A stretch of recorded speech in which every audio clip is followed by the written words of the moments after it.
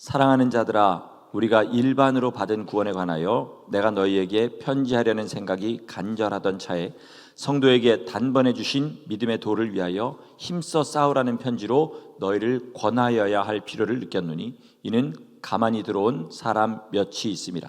그들은 옛적부터 이 판결을 받기로 미리 기록된 자니 경건하지 아니하여 우리 하나님의 은혜를 도리어 방탕한 것으로 바꾸고 홀로 하나이신 주제 곧 우리 주 예수 그리스도를 부인하는 자니라. 너희가 본래 모든 사실을 알고 있었으나 내가 너희로 다시 생각나게 하고자 하노라. 주께서 백성을 애굽에서 구원하여 내시고 후에 믿지 아니하는 자들을 멸하셨으며 또 자기 지위를 지키지 아니하고 자기 처소를 떠난 천사들을 큰 날의 심판까지 영원한 결박으로 흑암에 가두셨으며 소돔과 고모라와 그 이웃 도시들도 그들과 같은 행동으로 음란하며 다른 육체를 따라가다가 영원한 불의 형벌을 받음으로 거울이 되었느니라. 아멘. 제 친구가 다니는 교회에 몇 년 전에 실제로 있었던 일을 들었습니다. 그날이 2010 몇 년 송구영신 예배였다고 해요. 요즘 교회에 청년들이 좀 많이 없다 보니까 그 교회는 특별히 좀 없어서 연세가 지긋하신 분이 뒤에서 그 음향을 담당하고 계신다고 합니다. 그 예배가 끝나고 나면 성도들이 이렇게 나갈 때 찬양 한 곡씩 이렇게 틀지 않습니까? 근데 그날 송구영신 예배가 끝나고 성도들이 나가는데 이런 노래가 나오더래요. 우리 만남은 우연이 아니야. 이거 뭔지 아시죠? 노모라는 가수가 부른 만남이라는 가요입니다. 제 친구가 깜짝 놀래갖고 가가지고 아니 성도님 가요를 트시면 어떡해요? 그랬더니 이분이 더 깜짝 놀라면서 이러더래요. 이게 가요였어요? 저는 복음성가인 줄 알았습니다. 이렇게 얘기를 하더라는 거예요. 그 얘기를 들으면서 제가 이런 생각을 했습니다. 교회 생활을 오래 하고 본 것 많고 들은 것 많고 성경도 많이 읽었어도 사람 머리에 한 번 생각이 잘못 들어가면 그걸 그냥 그대로 믿음인 줄 알고 그게 하나님의 뜻인 줄 알고 살 수 있겠구나. 그 잘못된 것이 좀 마이너한 것들, 부분적인 것이 될 수도 있고 아이의 믿음의 근간이 되는 것을 잘못 알 수도 있겠구나. 또 처음부터 잘못 배운 것도 있을 수 있고 살다 보니까 자기 욕심대로 자기가 생각을 잘못 먹어서 아이의 변질된 것들도 있을 수 있겠구나 하는 생각을 했습니다.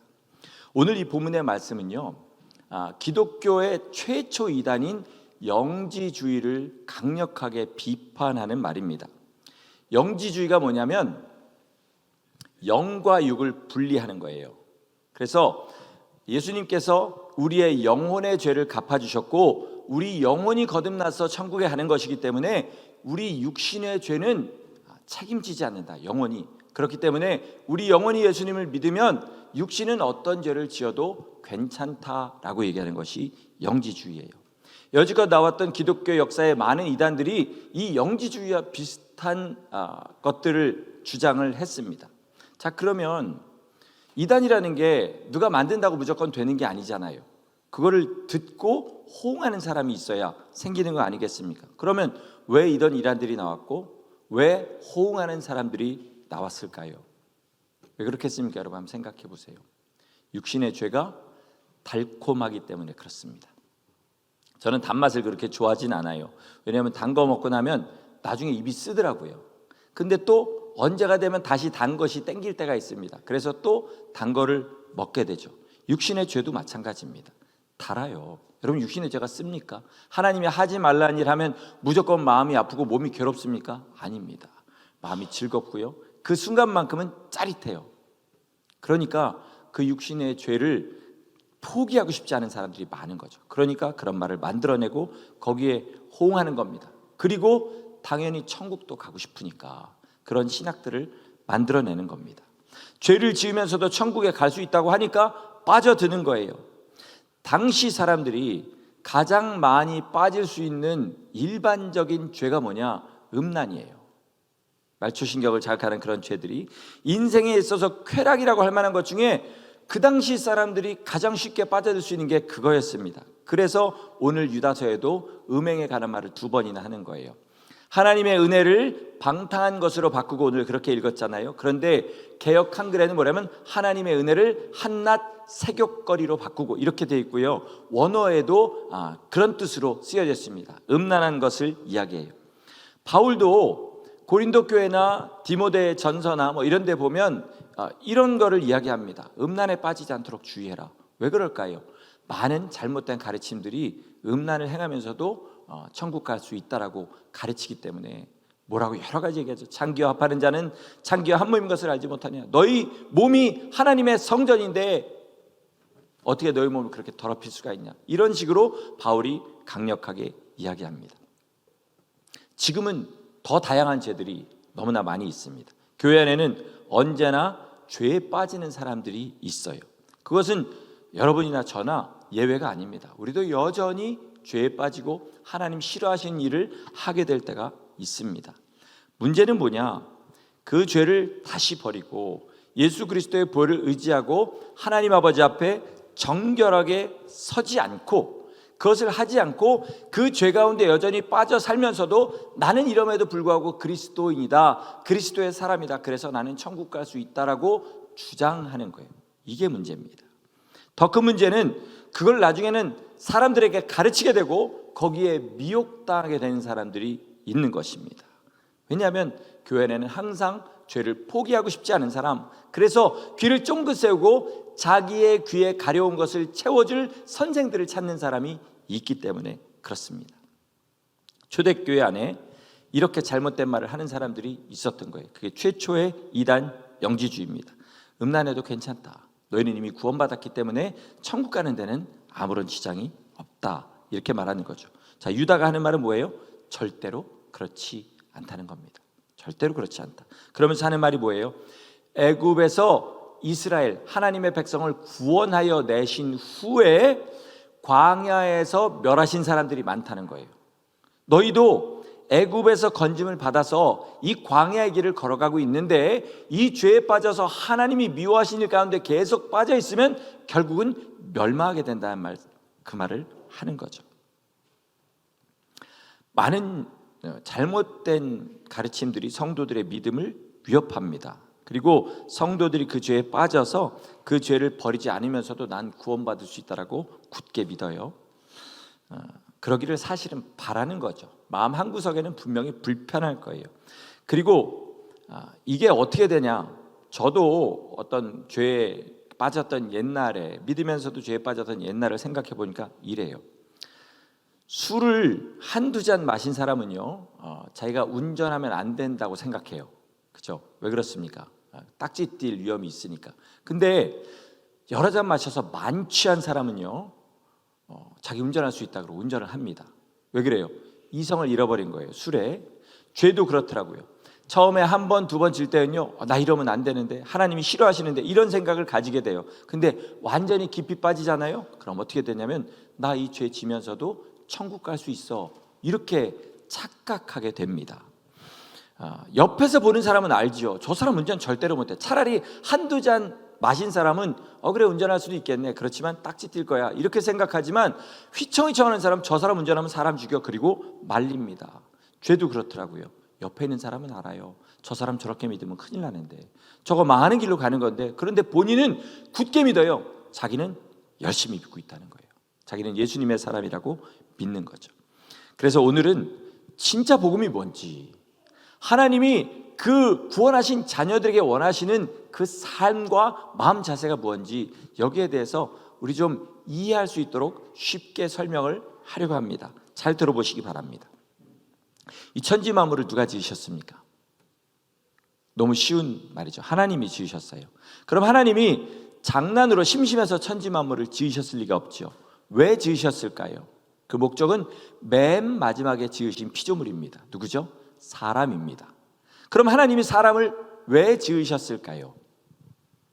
교제하려고 지으셨어요. 교제하려고, 사랑을 나누려고. 자, 우리의 인생이 지금은 보통은 70, 강건하면 80 이렇게 얘기하잖아요.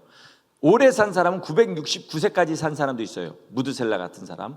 그렇다 할지라도 영생은 무한한 거지 않습니까? 그러니까 969와 영원한 것을 비교하면 10,000년을 살아도 100만 년을 살아도 아무런 의미가 없어요. 땅의 것은. 결국 하나님이 우리를 지으신 이유는 영생 때문입니다. 아멘이시죠?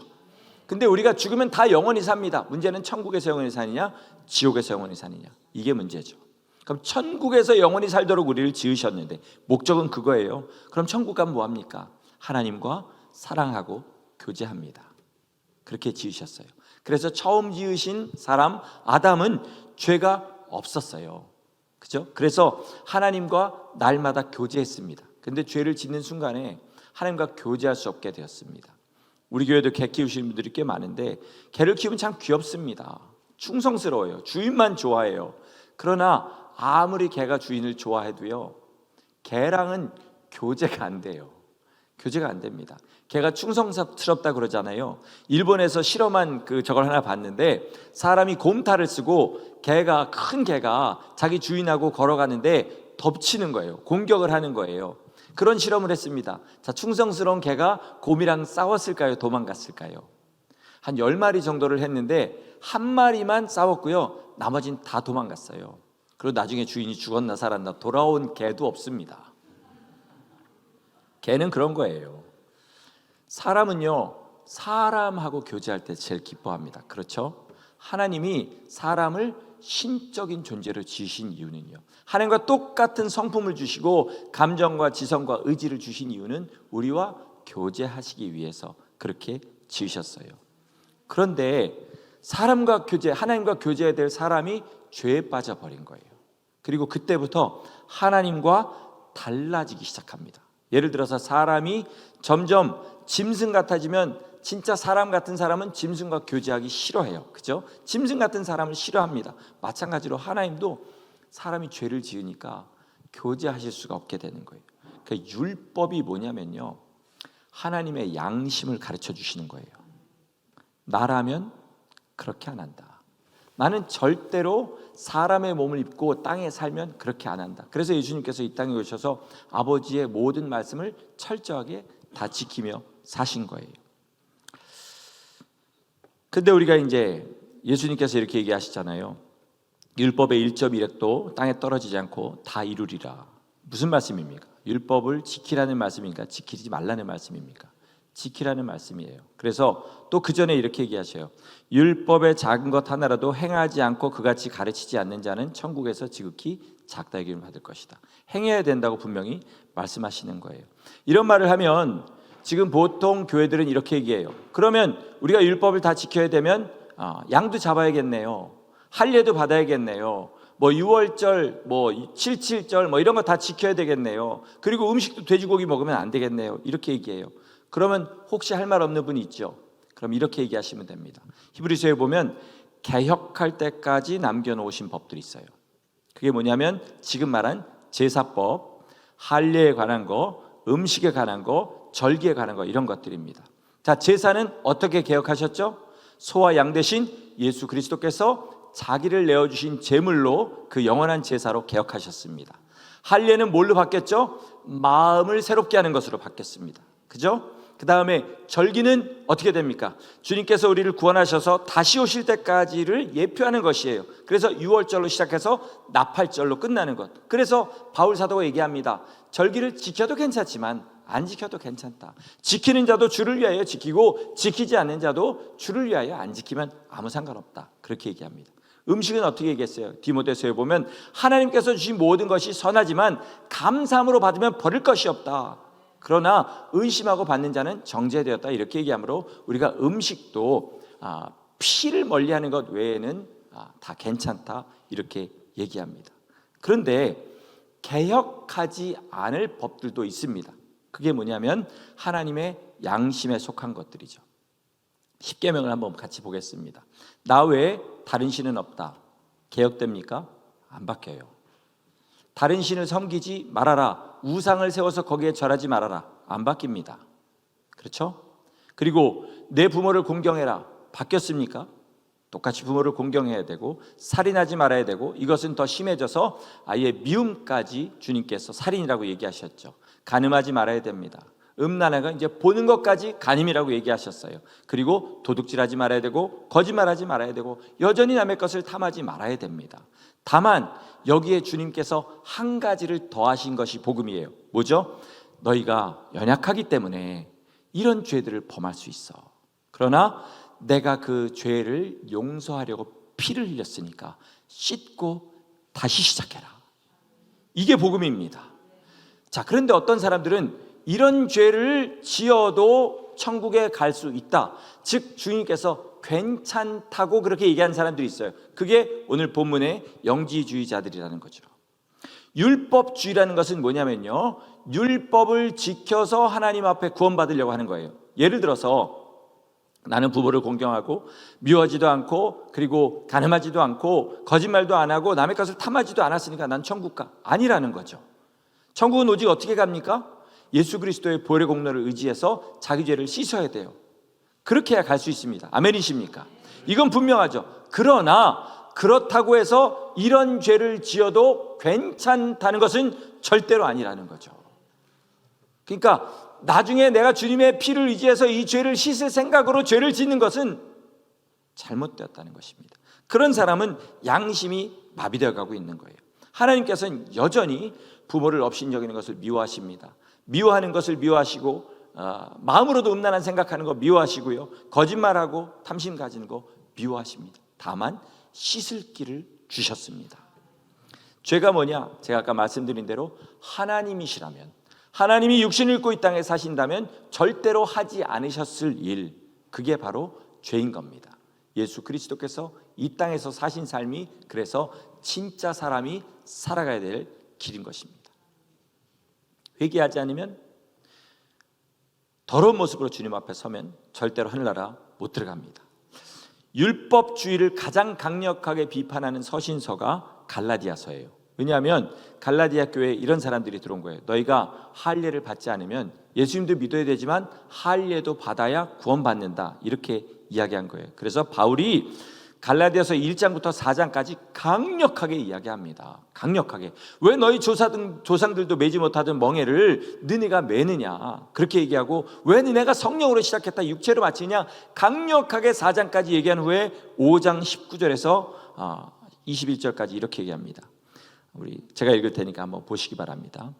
육체의 일은 분명하니 곧 음행과 더러운 것과 호색과 우상숭배와 주술과 원수 맺는 것과 분쟁과 시기와 분냄과 당 짓는 것과 분열함과 이단과 투기와 술취함과 방탕함과 또 그와 같은 것들이라. 전에 너희에게 경계한 것 같이 경계하노니 이런 일을 하는 자들은 하나님의 나라를 유업으로 받지 못할 것이요. 여러분, 이 말을 이렇게 들으시면 안 돼요. 한 번이라도 이런 죄를 지은 사람은 이제 끝났다, 이 말은 절대 아니에요. 절대로 아닙니다. 그러나 이 죄를 죄라고 주님 앞에 고백하지 않고 뻔뻔하게 계속돼서 그 죄를 지으면서도 하나님 앞에 그 모습으로 서게 된 사람들은 하나님 나라를 유업으로 받지 못한다는 겁니다. 예전에 어떤 분과 이런 얘기를 했더니 이렇게 반문하는 분이 있어요. 하나님의 나라를 유업으로 받지 못한다고 했지 언제 구원받지 못한다고 했습니까? 이렇게 물어봐요. 참 기가 막힌 말이지만 여기에 대해서도 또 혹시라도 여러분 앞에 그렇게 물어볼 수 있는 사람이 있으니까 제가 말씀을 드리겠습니다. 지옥과 하나님 나라의 중간 지점이 있다는 거죠. 그러면 그죠? 하나님 나라는 유업으로 받지 못하는데 지옥은 안 간다는 말이니까 성경에 힌트로 삼을 수 있는 데가 있긴 있어요. 어디죠? 바깥 어두운 곳. 또 계시록에 있는 성 밖입니다. 자, 바깥 어두운 곳이 지옥이 아니라고 해보겠습니다. 거기 가면 영원히 뭐 한다고 주님 말씀하셨습니까? 잘 아시죠? 슬피 울며 이를 갈미 있으리라, 이렇게 얘기하셨어요. 여러분, 슬퍼서 이를 갈아보신 적 있어요?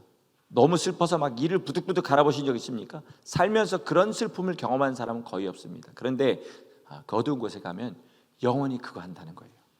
그러면 이까지 육신의 정욕 회개만 하고 죄라고 인정하고 주님 앞에 나가서 피로 씻고 계속해서 그것과 싸우고 넘어지면 또 피로 씻고 계속 그렇게만 하면 용서받을 수 있는 죄 하나 포기하지 않고 이게 죄라는 거 인정하기가 싫어가지고 그렇게 살다가 그 어두운 곳 가시고 싶습니까?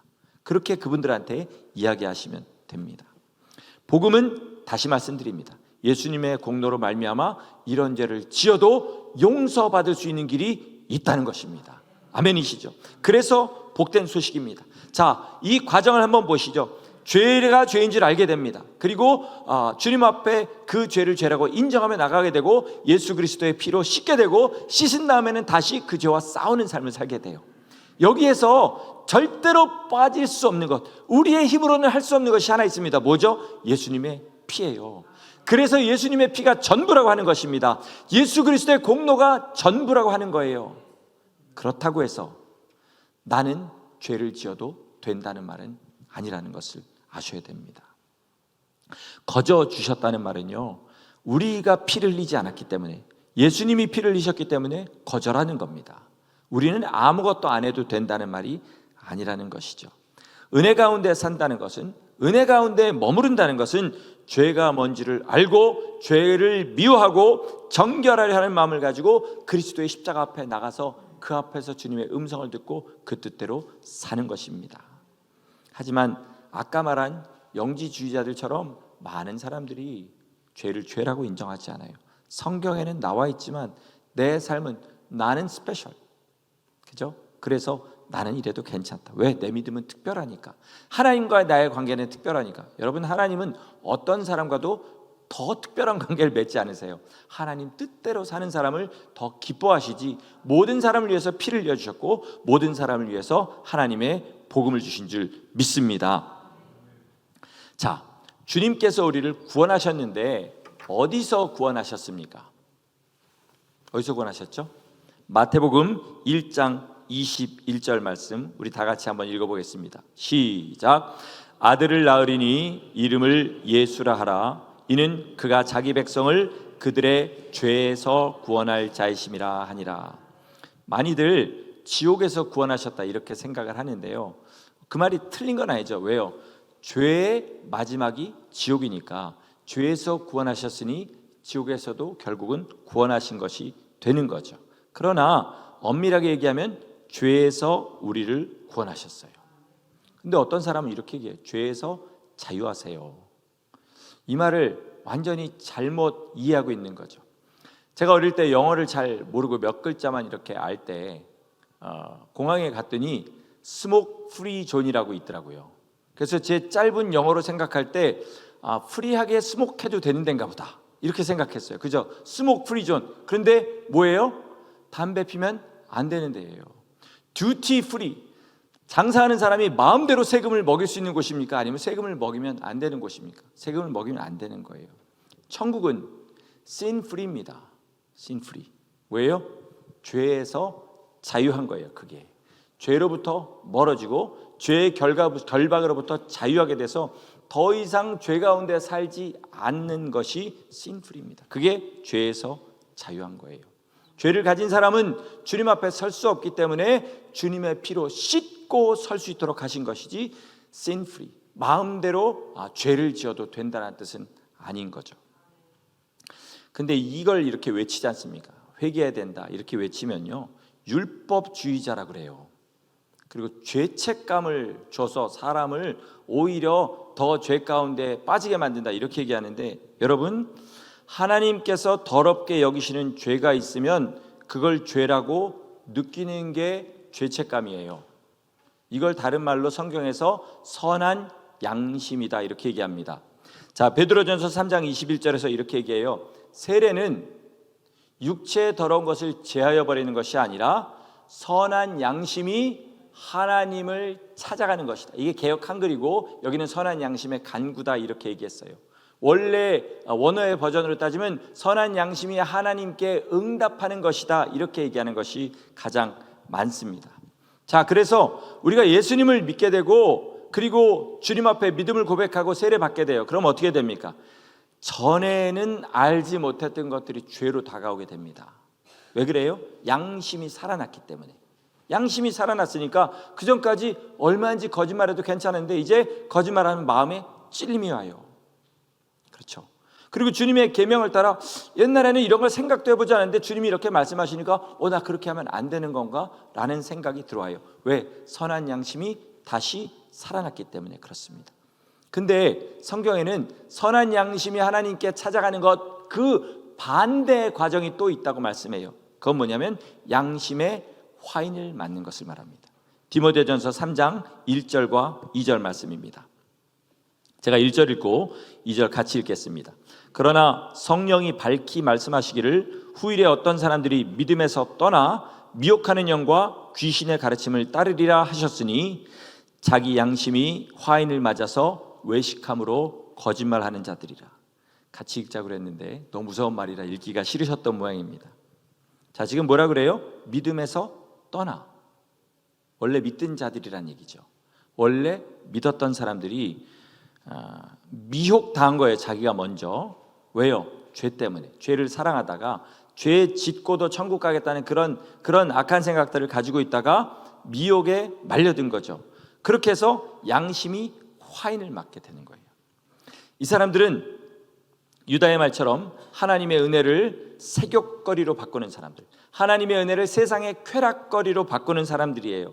더 이상 그렇게 하다 보니까 거룩한 것과 거룩하지 않은 것들을 구별하지 못하는 상태가 돼 갑니다. 자, 그래서 스스로 생각해요. 나는 이런 죄가 있지만 천국 가는 데는 지장 없어. 왜? 예수님을 믿으니까. 나는 은혜 가운데 거하니까. 이렇게 생각을 하는 거예요. 자, 그렇다면, 그런 생각을 하고 있다면 하나님께서 그 죄가 괜찮으시기 때문이 아니라 양심이 마비되고 있는 중이라는 거예요. 그리고 그것을 이제 남에게 가르칠 수준이 되면, 여위에 말하는 것처럼 귀신의 가르침을 따르면서 남에게 가르치는 수준이 되면 양심의 화인을 맞게 돼서 이제는 더 이상 돌이키기가 어렵게 되는 것입니다. 다만 마귀의 정죄라는 것이 있긴 있습니다. 그건 뭐냐면 아까 말씀드린 대로 너 이런 죄를 졌으니까 이제 끝났어. 너 이제 지옥 가. 이렇게 얘기하는 것은 마귀의 정죄입니다. 그러니까 우리는 정죄라는 말도 잘못 알고 있는 거예요. 죄를 죄라고 지적하는 건 정죄가 아니에요. 물론 어떤 사람은 부드럽게 권면하듯이 지적할 수 있고 어떤 사람은 아주 권위적으로 지적할 수 있지만 죄가 있어서 죄를 죄라고 하는 것은 마귀의 정죄는 아닙니다. 너는 죄를 지었으니까 끝났다 이렇게 얘기하는 것이 정죄인 거죠. 예수님을 보시면 주님의 입장을 분명하게 알 수 있습니다. 요한복음 8장에 보면 간음하다가 현장에서 붙잡혀서 주님 앞에 끌려 나온 여자가 있습니다. 사람들이 이를 돌로 쳐서 죽이려고 할 때 주님께서 뭐라고 하시죠? 그 유명한 말이죠. 너희 중에 죄 없는 자가 먼저 돌로 치라 이렇게 얘기합니다. 근데 이 말이 너무 유명하다 보니까 그 다음 이야기를 우리는 대충 넘어가는 경우가 있습니다. 그 다음 이야기가 이렇게 돼요. 사람들이 돌을 하나씩 다 던지고 그 자리를 떠나게 됩니다. 예수님이 여자에게 물어요. 여자여, 너를 정죄하던 자들이 어디 있느냐? 여자가 대답합니다. 주여, 아무도 없나이다. 그 다음 주님이 하신 말씀이 중요해요. 나도 너를 정죄하지 않으니 가서 다시는 죄를 범하지 말라. 이게 예수님의 입장이에요. 무슨 말이냐면 나는 너를 지금 지옥에 보내지 않아. 그러나 간음이 맞다는 것은 절대로 아니야. 그러니까 가서 다시는 그 죄를 범하지 말아라. 이렇게 얘기하는 겁니다. 이게 복음이에요, 여러분. 우리가 죄 때문에 죽게 되었구나라는 것을 알고 주님 앞에 나가서 용서를 받습니다. 그럼 그 다음에 가서 다시 살던 대로 살아라. 주님이 그렇게 내보내실까요? 아니죠. 가서 다시는 죄를 범하지 말아라 라고 말씀하시는 거예요. 그러나 우리가 연약하니까 70번씩 7번이라도 그 죄를 또 짓게 되는 거예요. 그러면 포기하지 말고 또 내 앞에 나와라. 또 내 앞에 나와서 내 피로 씻고 다시 일어나서 걸어가라. 이게 복음입니다. 그런데 어떤 사람은 나중에 하다가 지을 죄를 또 지을 죄를 뭐 하려고 회개해. 이런 거 보니까 주님이 우리를 이렇게 연약하게 만드셨으니까 이건 주님 책임이야. 그리고 죄 가운데 빠져 살면서 자기는 그래도 구원받을 수 있다. 이렇게 되면 어떻게 되냐면 양심의 화인을 맞은 자가 된다는 거죠. 여러분, 제가 금요일 날에도 말씀드렸는데요. 우리가 하늘나라를 유업으로 받는다는 것은요, 우리의 인생을 걸고 주님 뜻대로 살아야 되는 것입니다. 아멘이십니까? 주님께서 거저 주셨다고 하니까 우리는 아무것도 안 드려도 영생을 살 수 있다 이렇게 믿어요. 죄사함은 거저입니다. 왜냐하면 우리가 피를 흘린 게 아니니까. 죄사함은 거저예요. 그러나 우리가 하늘나라를 유업으로 받아서 주님의 영광과 그 나라에 참여하는 것은 우리의 인생을 걸고 주님 뜻대로 살아야 됩니다. 죄라고 한 것은 산상수훈의 말씀을 5, 6, 7장 묵상하자고 이렇게 말씀드렸잖아요. 그러면 그 말씀대로 살려고 자기의 삶을 다 던져 넣어야 돼요. 제 말은 하는 일을 그만두라는 얘기가 아닙니다. 제 말은 뭐냐면 가정주부로 부름받은 사람은 주부의 일을 하면서 마태복음 5, 6, 7장에 해당하는 주님께서 하신 말씀에 해당하는 그 삶을 살아가라는 거고, 사업하는 사람은 돈을 위해서 사업하지 말고 그 마태복음의 말씀, 주님의 말씀대로 살기 위해서 그 빛이 되고 소금이 되기 위해서 그 사업을 하라는 거예요. 이게 복음입니다. 그런 사람이 주님 나라 영광에 동참하는 것입니다. 그런데 문제는 뭐예요? 처음 은혜 받았을 때 이렇게 배웠으면 참 좋았는데 처음 은혜 받았을 때 이렇게 안 가르친 거예요. 처음 은혜 받으면 마음이 부들부들합니다. 무슨 이야기를 해도 10년 깊숙한 곳에 들어와서 그렇게 살아야지 그러고 박혀요. 근데 그렇게 안 가르친 거죠. 그리고 이제 와서 인생을 걸라고 하니까 뭔가 손해보는 것 같은, 갑자기 값이 확 올라간 것 같은 그런 느낌이 드는 거죠. 제가 지금 쓰고 있는 안경테가 아주 튼튼해요. 굉장히 가벼운데요, 좋습니다. 제가 미련하게 이렇게 깔고 자가지고 다리가 2번 부러진 거 빼고는 뭐 떨어뜨려서 깨지고 이런 적이 한 번도 없습니다. 8년 됐는데 이렇게 멀쩡하고 인물이 살도록 이렇게 해주는 그런 안경입니다. 작년에 이제 잘 안 보여가지고 렌즈를 바꿨어요. 그래서 어디에 가가지고 물어봤더니 500불이래요. 근데 다른 데 가가지고 또 물어보니까 280불인가 그렇답니다. 그래서 역시 바가지를 쓰는구나, 여러 군데서 물어봐야 돼. 그리고 280불짜리를 했어요. 그랬더니 그때부터 유튜브에 나오는데 이 조명이 카메라에 같이 비치는 거예요. 뭐냐면 코팅이 싸구려 코팅이 돼가지고 이 조명을 흡수해야 되는데 안 하고 반사하고 몇 가지 안 좋은 게 있더라고요. 그때서 우리나라 속담의 5글자의 진리를 깨닫게 됐어요. 싼 게 비지떡, 싼 게 비지떡. 여러분, 그래도 이게 싸도요 보이긴 합니다. 보이는 데는 문제가 없어요. 복음도 마찬가지예요. 죄를 이기고 회개하고 주님 뜻대로 살려고 하는 사람은 그냥 삶을 좀 싸게 하더라도 싼 만큼 주님께서 주셔요. 그러나 자기 인생을 다 갈아 넣은 사람은 하나님의 모든 것을 다 받게 돼요. 그렇죠? 그런 겁니다. 그러니까 우리가 우리의 인생을 다 집어넣고 말씀대로 살려고 온 힘을 다하잖아요. 완벽하게는 못합니다. 그죠? 우리는 그렇게는 못해요. 그러나 비슷하게는 할 수 있어요. 그럴 때 길이 보입니다. 보세요. 알고 지은 죄 모르고 지은 죄 다 씻어주옵시고 이러면 회개하는 겁니까, 여러분? 회개하는 거 아니에요. 내가 무슨 죄를 지었는지 알아야 주님 앞에 그걸 내놓고 씻을 거 아니에요. 그런데 대충 살면요 무슨 죄를 지었는지도 몰라요. 그러나 주님 뜻대로 살려고 온 힘을 다하면 자기 인생에 하나님 앞에 회개해야 될 죄가 뭔지를 알게 됩니다. 그때 보혈이 정말로 권능으로 우리 삶 가운데 역사하게 된 줄 믿으시기 바랍니다. 네, 여러분, 제가 여지껏 이렇게 무섭게 외친 것과는 다르게 좀 다른 측면에서 우리 복음의 말씀을 좀 생각해 볼 수 있기를 바랍니다. 복음을 꼭 어떻게 하면 천국 가냐, 이거 해야 되냐 말아야 되냐, 꼭 순종해야 되냐 순종 안 해야 되냐, 이런 식으로 보지 마시고요, 하나님과 나와의 사랑의 관계로 한번 보셨으면 좋겠어요.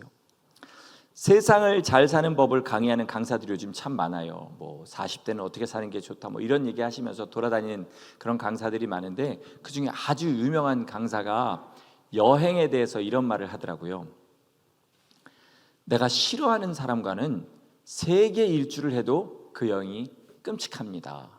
그러나 내가 정말 사랑하는 사람, 좋아하는 사람과는 동네 한 바퀴를 돌아도 그게 가장 행복한 여행입니다. 그러므로 여행은 어디에 가서 뭘 하냐가 중요한 게 아니라 가장 중요한 것은 누구랑 가느냐입니다. 이렇게 얘기하더라고요.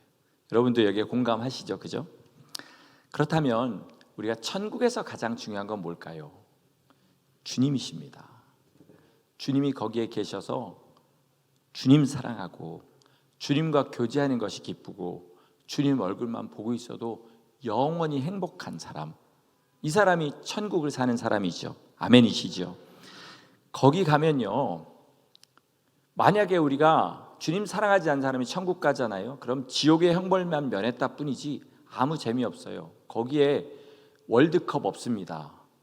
월드 시리즈도 없고요, 풋볼 경기도 없고 그리고 몸을 치장해서 남한테 뽐내는 것도 없고요. 그리고 맛있는 음식 더 맛있게 만들어 가지고 열심히 먹는 그런 것도 없습니다. 거기는 오직 뭐만 있냐면 주님의 영광과 주님의 사랑만 있습니다. 그러니까 제가 방금 말한 여행처럼 주님을 사랑하는 만큼이 천국의 상급이에요. 왜요? 거기는 주님이 전부이시기 때문에 모든 것을 부족함 없이 주님께서 사랑과 영광을 쏟아부어 주시는데 받을 수 있는 사람이 주님을 사랑하는 만큼 그걸 받는 거예요. 그러니까 천국에서 가장 중요한 것은 얼마나 주님을 사랑하느냐 이거죠. 계명도 그런 관점에서 보자는 거예요. 제가 며칠 전에 미국 성도님 한 분하고 대화를 할 기회가 있었습니다.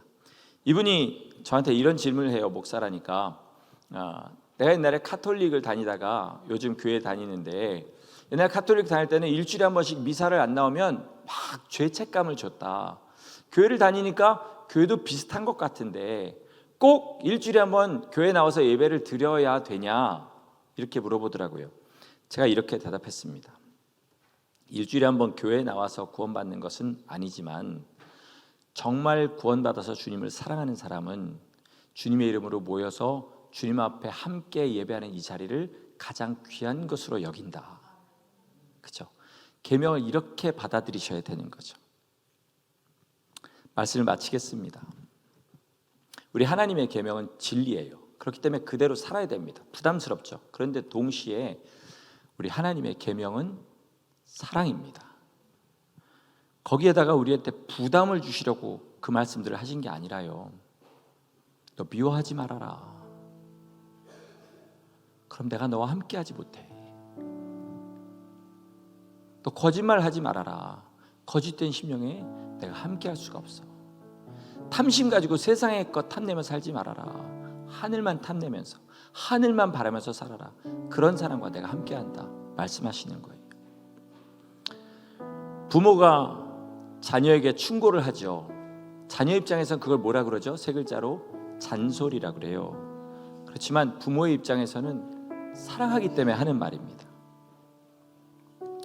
저희 어머니가 소천하시던 해에 어머니 건강하실 때 거동하실 수 있을 때 한 번이라도 더 가서 뵈려고 일주일 시간을 내서 갔습니다.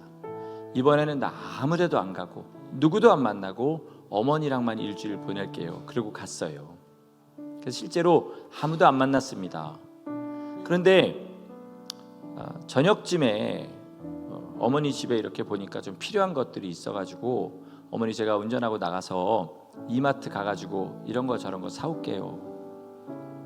그때 이제 저희 어머니가 이렇게 말씀하셔요. 야, 저녁에 운전하지 말아라 이러시는 거예요. 제가 예전에도 한국 가면 어머니가 그 얘기 참 많이 하셨어요. 저녁에 운전하지 말아라. 근데 저녁에 운전 안 하면 어떻게 해요? 해야 되잖아요. 했습니다. 근데 그때는 어머니 말씀이 다르게 들리더라고요.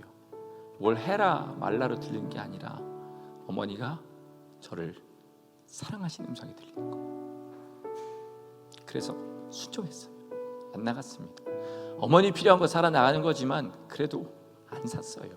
왜냐하면 안 나가는 걸 어머니가 더 기뻐하시겠더라고요. 어머니가 저를 사랑하는 걸 아니까 저도 어머니 사랑하는 걸 보여드리고 싶었어요. 그래서 순종했습니다. 지금도 제일 듣고 싶은 말이 있다면 그런 걸 거예요. 야, 저녁에 운전하지 말아라. 저희 어머니가 또 반바지 입고 밖에 나가는 걸 그렇게 싫어하셔요. 한국에 왔는데 반바지 입고 밖에 나가니 어머니 입지 말라면 평생 안 입을게요. 제 옆에 한 번만 나타나 주세요. 이러고 싶습니다. 주님의 계명도 그렇게 들으시는 거죠. 내가 너 사랑해서 하는 말이야. 너 그냥 세상에서 즐겁지 말라고, 너 좋아하는 거 하지 말라고 하는 게 아니라 너 사랑해서 하는 말이야. 그러니까 들어 제발. 그리고 안 되는 거는 내 피로 씻어. 그렇게 할 수 있도록 우리에게 주신 사랑의 음성, 이게 복음인 것입니다. 여러분, 복음을 내 등에 짊어진 멍에라고 생각하지 마세요. 그냥 나 하고 싶은 대로 살려고 하지 마시고요. 주님 사랑합니다. 나를 이렇게 먼저 사랑하셨기 때문에 저 주님 내 목숨 바쳐 사랑하겠습니다. 이렇게 고백하면서 나가고, 그래도 안 되는 것들 있잖아요. 넘어지고 쓰러지고 여전히 죄짓고 지금도 자신 없는 것들이요. 그런 거 주님의 공로를 의지하고 씻으면서 주님 앞에 나가시기를 바랍니다. 동시에 우리를 구원하시려고 그 피를 흘려주신 주님, 그 주님을 생각하면서 죄를 이기고 씻으며 싸우며 나가겠습니다. 우리 이렇게 주님 앞에 나가실 때 우리 주님의 은혜에 감사하고 주님 사랑하고 주님 말씀에 순종하는 그 거룩한 삶으로 우리 다 천국에서 영원히 만날 수 있기를 예수님의 이름으로 간절히 축원합니다. 아멘.